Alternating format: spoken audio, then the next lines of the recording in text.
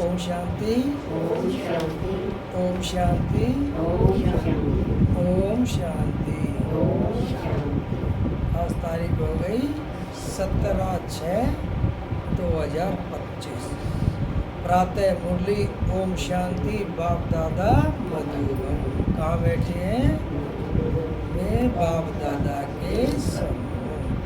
सुनते आज के मुरली पे बाबा कहते मीठे बच्चे, अपना कल्याण करना है तो हर एक प्रकार की परहेज रखो। फूल बनने के लिए पवित्र के हाथ का शुद्ध भोजन खाओ। क्या कहते बाबा? बाबा कहते मीठे बच्चे, अपना कल्याण करना है तो हर प्रकार की परहेज रखो। फूल बनने के लिए पवित्र हाथ का शुद्ध भोजन खाओ। आज की मुरली से प्रश्न है, तुम बच्चे अभी यहाँ ही कौन सी प्रैक्टिस करते हो जो 21 जन्म तक रहेगी?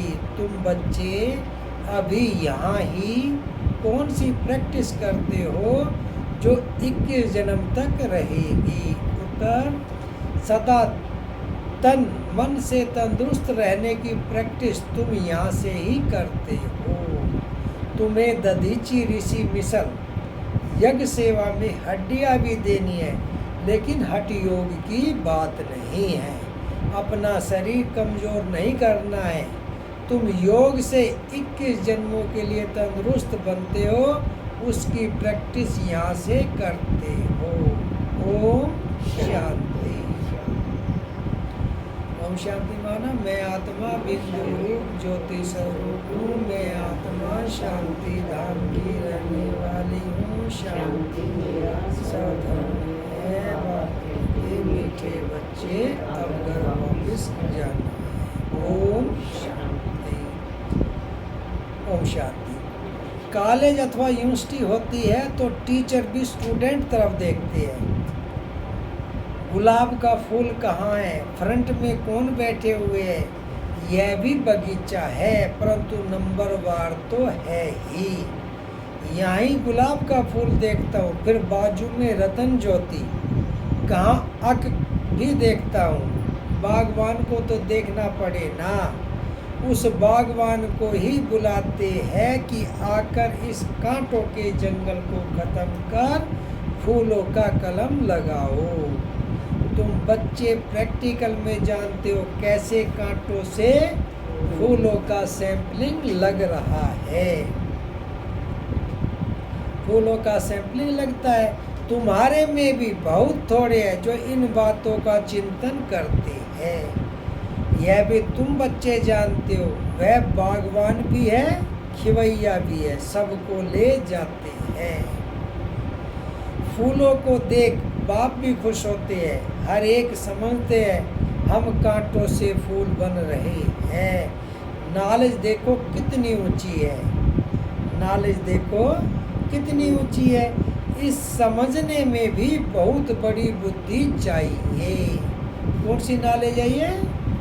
नर से नारायण बनने की। तो कितनी ऊंची नॉलेज है। इस समझने में भी बहुत बड़ी बुद्धि चाहिए। यह है ही कलयुगी नरकवासी।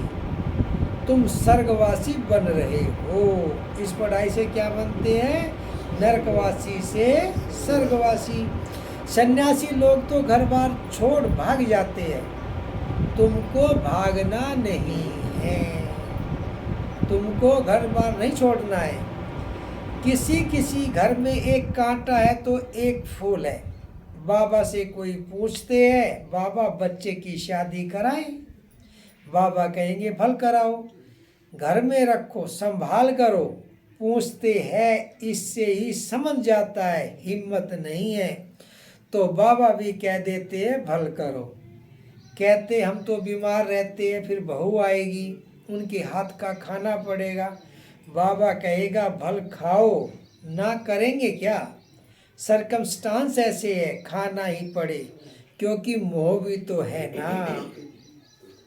क्या कहते बाबा? ये बहाना है, सरकमस्टांस बना दिया इसको, क्योंकि उसमें मोह है। घर में बहू आई तो बात मत पूछो, जैसे कि देवी आ गई, इतने खुश होते हैं। अब यह तो समझने की बात है, हमको फूल बनना है तो पवित्र के हाथ का खाना है, उसके लिए अपना प्रबंध करना है। इसमें पूछना थोड़े ही होता है, बाप समझाते हैं तुम देवता बनते हो, इसमें यह परहेज चाहिए। जितनी जास्ती परहेज रखेंगे उतना तुम्हारा कल्याण होगा। जितना जास्ती परहेज रखेंगे उतना ही कल्याण होगा। जास्ती परहेज रखने में कुछ मेहनत भी होगी, परहेज करेंगे तो कुछ मेहनत भी करनी पड़ेगी।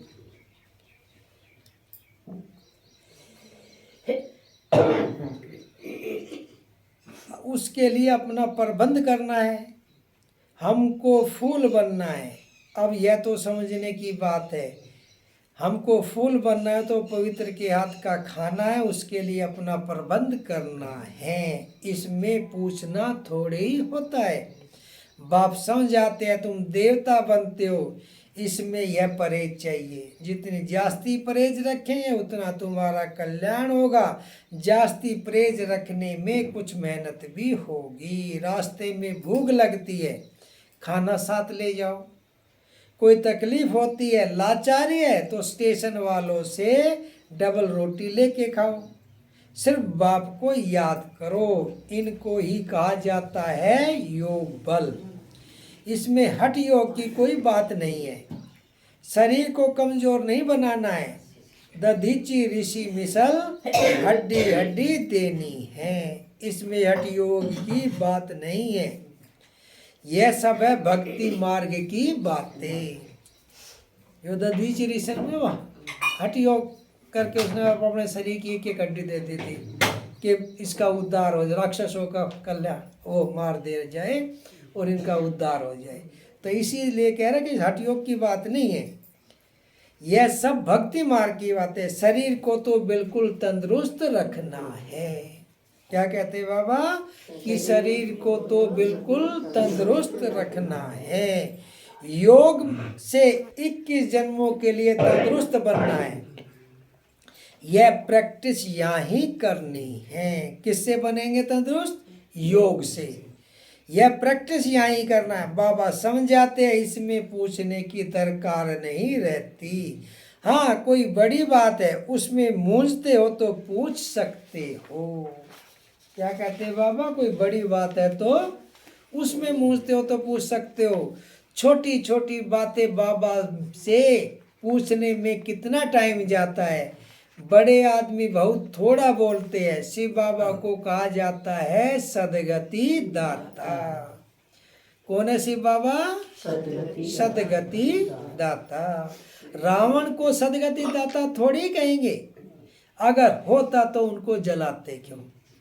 बच्चे समझते हैं रावण तो नामी ग्रामी है। बल ताकत रावण में बहुत है, परंतु दुश्मन तो है ना। आधा कल्प रावण का राज्य चलता है, परंतु कब महिमा सुनी है? कुछ भी नहीं। रावण की महिमा सुनी है? जैसे राम की महिमा करते हैं ऐसे रावण की सुनी है? नहीं सुनी। लेकिन ताकतवर तो बहुत है। तो यही कह रहे कि वो दुश्मन है। इस समय के मनुष्य तो सब पतित है। भल कोई भी आए, समझो कोई बड़े आदमी आते हैं, कहते हैं बाबा से मुलाकात करें। बाबा उनसे क्या पूछेंगे? उनसे तो यही पूछेंगे कि राम राज्य और रावण राज्य कब सुना है, मनुष्य और देवता कब सुना है। इस समय मनुष्यों का राज्य है या देवताओं का? किसका राज्य है? मनुष्य कौन, देवता कौन? देवता किस राज्य में थे? देवताएं तो होते हैं सतयुग में। यथा राजा रानी तथा प्रजा।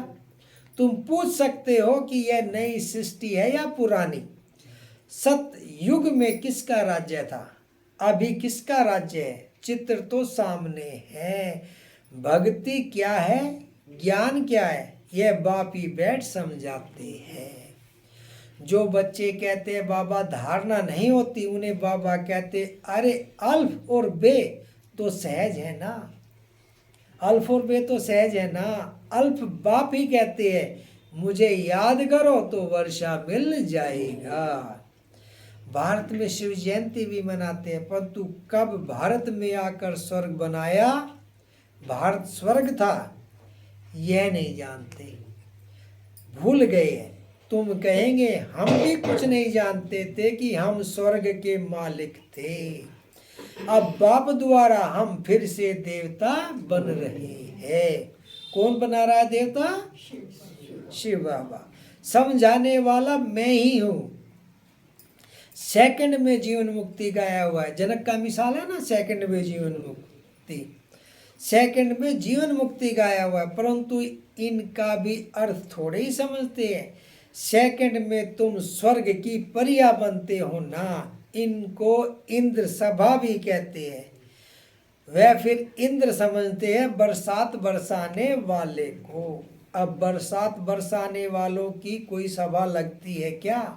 इंद्रलठ, इंद्र सभा क्या क्या सुनाते हैं।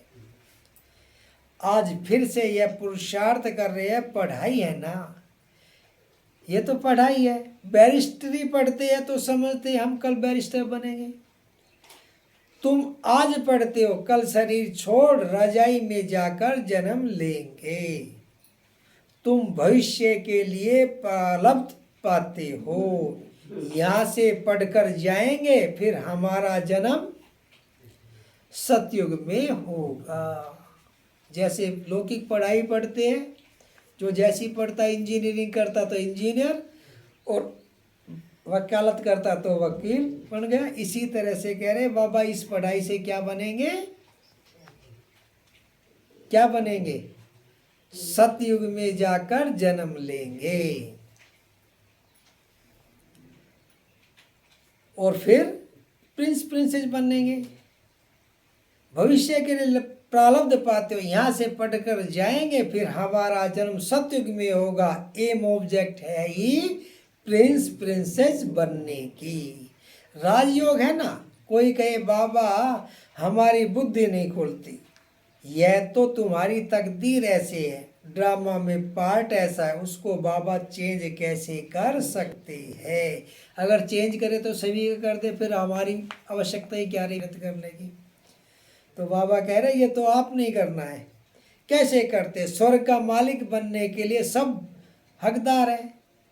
स्वर्ग का मालिक बनने के लिए तो सब हकदार है, परंतु नंबरवार तो होंगे ना। ऐसे तो नहीं सब बादशाह बन जाए, ऐसे तो नहीं। रॉयल फैमिली में भी एक ही को महाराजा बनाते हैं, बाकी तो प्रिंस प्रिंसेस रहते हैं, महाराजा तो एक ही होता है। तो वो कह रहे नंबरवार होंगे ना।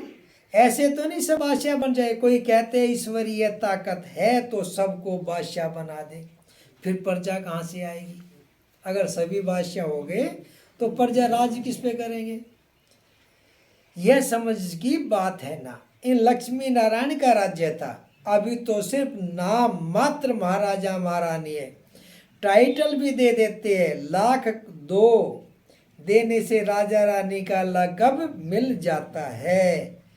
लाख दो देने से राजा रानी का लक़ब मिल जाता है, फिर चाल भी ऐसी रखनी पड़े। अब तो ये पैसे से कहाँ मंत्री बन रहे हैं, पैसे दो और मंत्री बन जाओ। तो वही कह रहे हैं कि बाबा अब तो लाख देने से ये मिल जाता है। अभी तुम बच्चे जानते हो हम श्रीमत पर अपना राज्य स्थापन कर रहे हैं। राज्य कैसे स्थापन होगा? बाबा की श्रीमत पर। वहाँ तो सब सुंदर गोरे होंगे।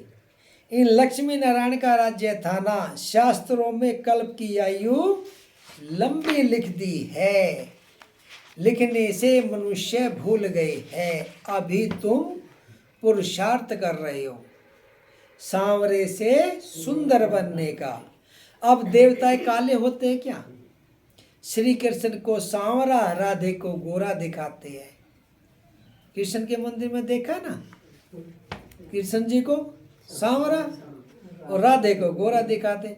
अब सुंदर तो दोनों सुंदर होंगे ना, फिर काम चिता पर चढ़ दोनों काले बन जाते हैं। यह वहाँ है सुनहरी दुनिया के मालिक, यह है काली दुनिया। तुम बच्चों को एक तो अंदर में खुशी रहनी चाहिए और देवी गुण भी धारण करने चाहिए। कोई कहते हैं बाबा बीड़ी नहीं छूटती है, बाबा कहेंगे बहुत अच्छा बहुत पियो। पूछते हो तो क्या कहेंगे? परहेज में नहीं चलने से गिरोगे। ये तो सब जानते हैं, फिर भी बाबा से पूछते हैं तो बाबा क्या कहे?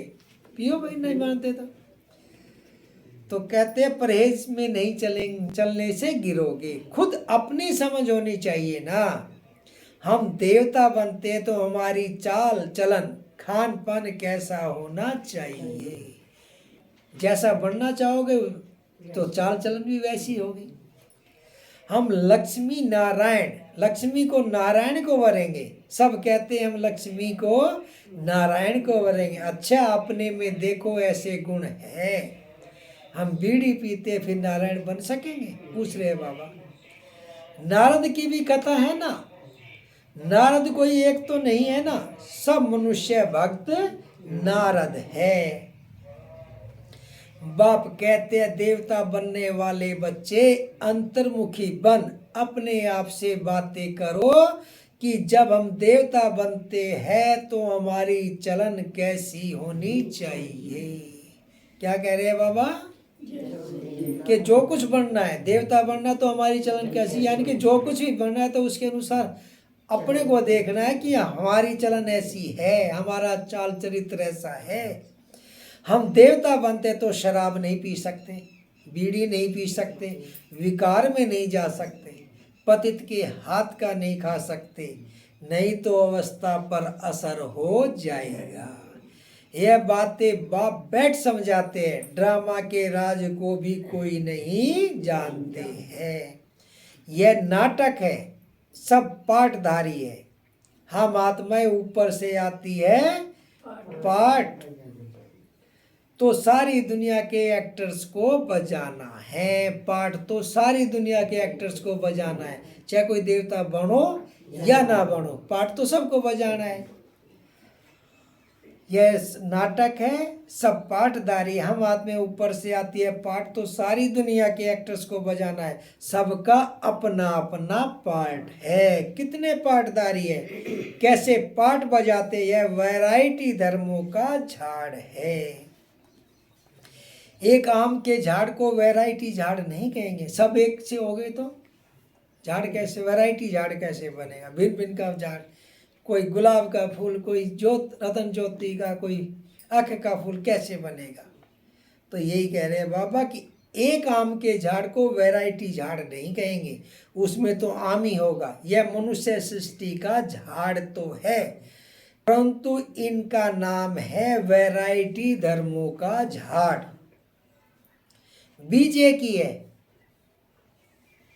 बीज एक ही है। मनुष्यों की वैरायटी देखो कितनी है, कोई कैसे कोई कैसे। यह बाप बैठ समझाते हैं। मनुष्य तो कुछ नहीं जानते, मनुष्यों को बाप ही पारस बुद्धि बनाते हैं। तुम बच्चे जानते हो इस पुरानी दुनिया में बाकी थोड़े रोज है। क्या जानते हो? इस पुरानी दुनिया में बाकी थोड़े रोज है। अब यह पुरानी दुनिया खत्म हो, नई सतयुगी दुनिया बननी है, तो थोड़ा समय है। कल पहले मुआफिक सैंपलिंग लगती रहती है। अच्छी प्रजा, साधारण प्रजा का भी सैंपलिंग लगता है। यहाँ ही राजधानी स्थापन हो रही है। बच्चों को हर एक बात में बुद्धि चलानी होती है। ऐसे नहीं मुरली सुनी न सुनी, यहाँ बैठे भी बुद्धि बाहर भागती रहती है। ऐसे भी है, कोई तो सम्मुख मुरली सुनकर बहुत गदगद होते हैं, मुरली के लिए भागते हैं, भगवान पढ़ाते हैं, तो ऐसी पढ़ाई छोड़नी थोड़े ही चाहिए। कौन पढ़ाते हैं? भगवान। तो ऐसी पढ़ाई छोड़नी चाहिए। क्या ऐसी पढ़ाई छोड़नी चाहिए? टेप में एक्यूरेट बढ़ता है, सुनना चाहिए। साहूकार लोग खरीद करेंगे तब गरीब तो गरीब सुनेंगे, कितनों का कल्याण हो जाएगा। गरीब बच्चे भी अपना भाग्य बहुत ऊंचा बना सकते हैं। पहले टेप रिकॉर्डर चला था तो तब की बात है ये, कि सबके पास तो पैसे होते नहीं, तो कह रहे अमीर टेप रिकॉर्डर खरीदेगा और सब सुनेंगे तो उनका ही भाग्य बनेगा। गरीब बच्चे भी अपना भाग्य बहुत ऊंचा बना सकते हैं। बाबा बच्चों के लिए मकान बनवाते हैं। गरीब 2 रुपया भी मनी ऑर्डर कर देते हैं। बाबा इसकी 1 ईंट मकान में लगा देना, 1 रुपया यज्ञ में डाल देना। फिर कोई तो हुंडी भरने वाला भी होगा ना। मनुष्य हॉस्पिटल आदि बनाते हैं, कितना खर्चा लगता है। साहूकार लोग सरकार को बहुत मदद करते हैं, उनको क्या मिलता है? अल्पकाल का सुख। यहाँ तो तुम जो करते हो 21 जन्मों के लिए। देखते हो बाबा ने सब कुछ दिया, इसका मालिक पहला नंबर बना। 21 जन्मों के लिए सदा ऐसा सौदा कौन नहीं करेगा। भोलानाथ तब तो कहते हैं ना, 1 जन्म का देना और 21 जन्मों तक लेना, इसलिए कहते हैं भोलानाथ। भोलानाथ तब तो कहते हैं ना, अभी की ही बात है, कितना भोला है। कहते हैं जो कुछ करना है कर दो। कितनी गरीब बच्चियां हैं, सिलाई कर पेट पालती है। बाबा जानते हैं यह तो बहुत ऊंच पद पाने वाली है। सुदामा का भी मिसाल है ना, चाल मुट्ठी के बदले 21 जन्मों के लिए महल दिखाते हैं। ये सुदामा मुट्ठी चावल लेकर आया और उसी के महल बन गए, तो वही मिसाल है ना। इसी तरह से बाबा 1 जन्म के लिए और देता कितने जन्मों के लिए? 21 जन्मों के लिए। तुम यह बातें नंबरवार पुरुषार्थ अनुसार जानते हो। बाप कहते हैं मैं भोलानाथ भी हूं ना। यह दादा तो भोलानाथ नहीं है, यह दादा ब्रह्मा बाबा तो भोलानाथ नहीं। यह भी कहते हैं भोलानाथ शिव बाबा है, इसलिए उनको सौदागर, रत्नागर, जादूगर कहा जाता है। बाबा को क्या कहा जाता है?